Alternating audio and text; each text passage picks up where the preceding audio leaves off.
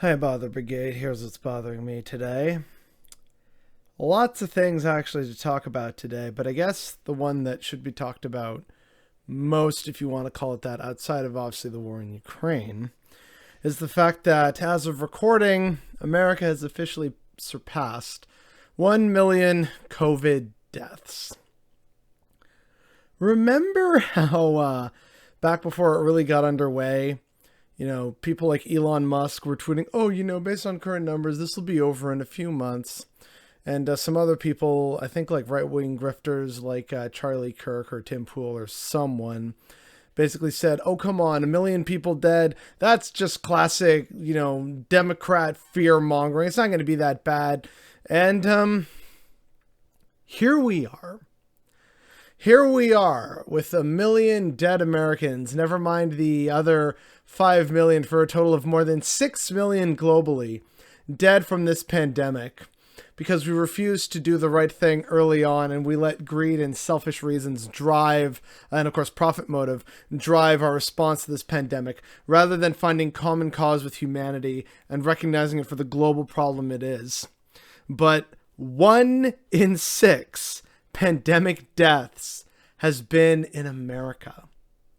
That is 1 million people who will no longer be able to live, work, play, enjoy all that freedom people on the right wing love to keep crowing about that they've somehow magically fucking lost over the course of this. It's 1 million people who in turn have impacted millions more lives by being absent from it. Fathers, brothers, sisters, mothers, friends. Like, it's so deeply depressing. And yet here we are, 1 million dead, and people are acting like COVID is over. When again, unfortunately, it's really not. The BA2 subvariant is already spreading. I'm seeing stuff like, at least apparently in Ottawa, like they're measuring in the wastewater somehow, and it's not looking good there.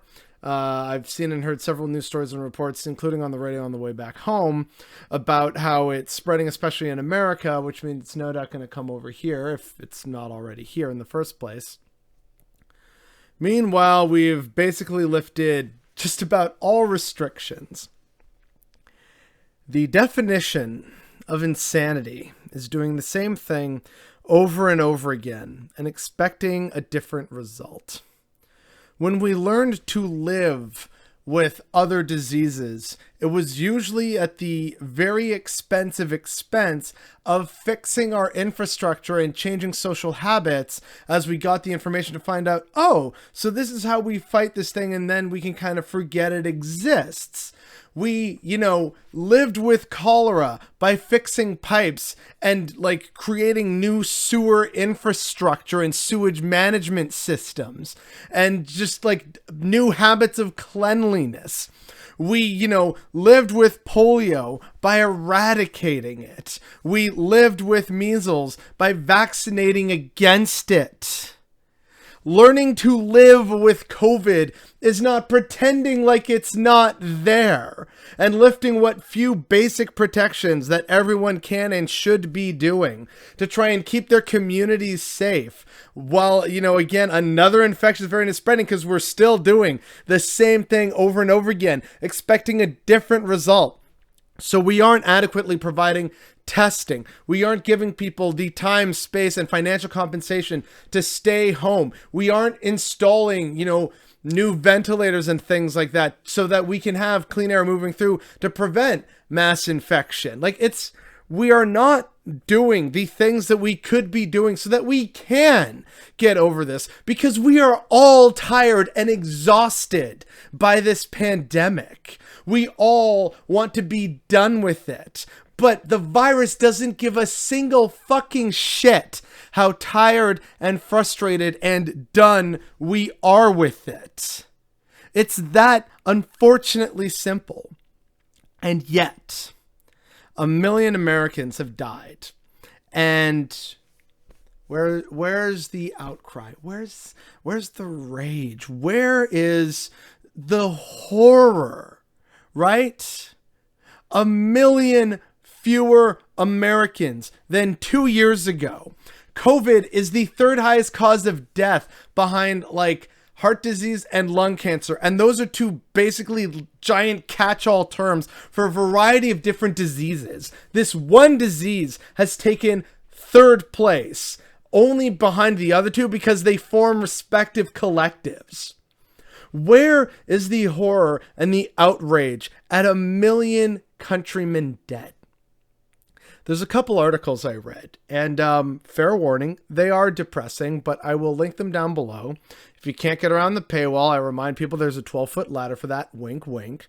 But one of them basically touches on some of these points, right? Of why is it that, when we're having more people die per day than there was in, say, Hurricane Katrina, we're like, this is so horrifying. How could this happen? And that's happening every day. And it's like, whatever. It's the flu, which again, see earlier video about why it's not the flu, but that's besides the point right now. And the main point that they touch on as a sort of answer to that is because of how we tend to view disasters. It has to be something tangible that makes for good TV. And unfortunately, a virus can't really see it. And when people are isolating from it, or they are suffering in the pained silence of bereavement in the wake of the loss of a loved one due to this virus, we don't really see that. And the only time we saw it was when stuff got really egregious, like when we're seeing videos and photos of like bodies being piled up inside freezer trucks because, oh, whoa, this is kind of serious. It takes something that visceral and real for us as a species to react, which is deeply unfortunate, as again, unfortunately, this isn't over. And unfortunately, so far, 1 out of every 6 pandemic deaths has been in America. And so many people back at the start of this were like, oh, there's no way this is going to happen. It's all fear mongering. Look, it's just the flu, and like a million different excuses for shitty, selfish behavior. And for what? What has meaningfully improved, right? The pandemic response by governments has been absolutely atrocious in many corners of the world because we live in a capitalist neoliberal nightmare state. So unfortunately, profits above all else, as we've talked about ad fucking nauseum on this channel by this point. But if there's anything I want people to take away from this right now, is that there's 1 million dead Americans, 1 in 6 pandemic deaths in the good old US of A. That is like 1 in, 325 people missing, impacted by the loss of a loved one, 1 in 500 children having to deal with the loss of usually a parental figure or some other important family figure in their life. And there's no support. You're not even given time to grieve. Meanwhile, a 9/11 in terms of death is happening per day, and no one seems to give a shit. And many people actively fight back against it. And I really want to stress that there's 1 million dead Americans. And there should be outrage for that. There should be outrage at how this was, botched, and how people tried to deny it was even a thing for the longest time. And then when they finally admitted, okay, so it is a thing, but it's like, it's just the flu, or it's not that bad, or it's no longer something to make Trump look bad, right? That was a thing for a while.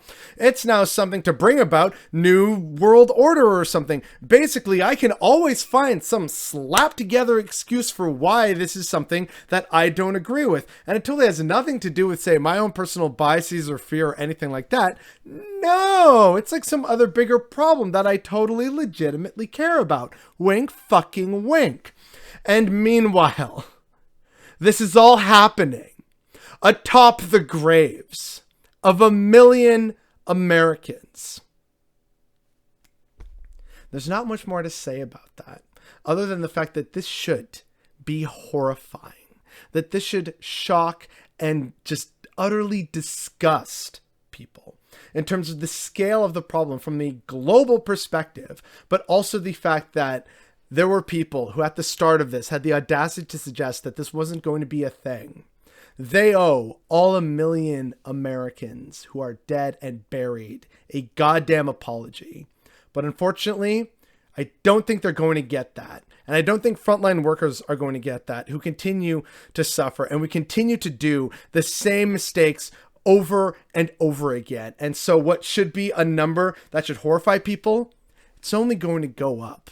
Because it's capitalism, baby. It's just another fucking Tuesday. While there's 1 million less Americans than there were 2 years ago, precisely because of this goddamn virus that nearly half of America decided to politicize. It's infuriating and disgusting. And if you can't tell, it's definitely what's bothering me today.